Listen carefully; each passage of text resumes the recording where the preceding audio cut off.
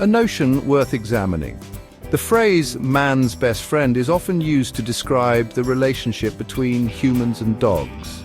This saying evokes feelings of warmth, loyalty, and companionship. But is this always the truth of the matter? What about the dog's perspective? A closer look reveals a complex relationship built on control and a denial of autonomy. We must ask ourselves, is this truly friendship, or is it a form of exploitation veiled in affection?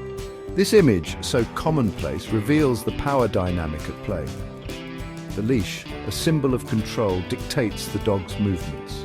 The dog's gaze, often interpreted as adoration, may simply be a survival mechanism honed over millennia of domestication. We must challenge the narratives we tell ourselves about this relationship and consider the ethical implications.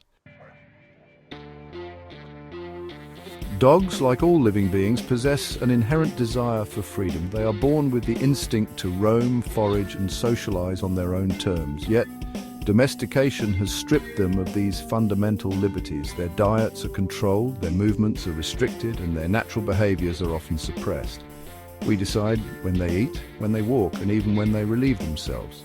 The use of crates, while often marketed as safe spaces, can further restrict a dog's freedom. Imagine being confined to a small space for hours on end, deprived of the ability to move and explore at will. This is the reality for many dogs. We must ask ourselves if our desire for companionship justifies such control over another being's life.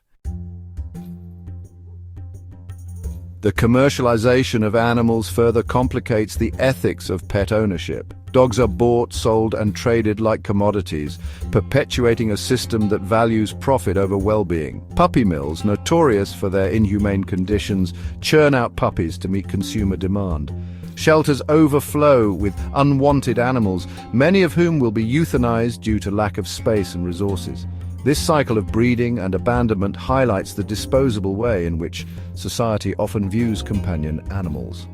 We must acknowledge the systemic issues that contribute to animal suffering and recognize our own complicity as consumers.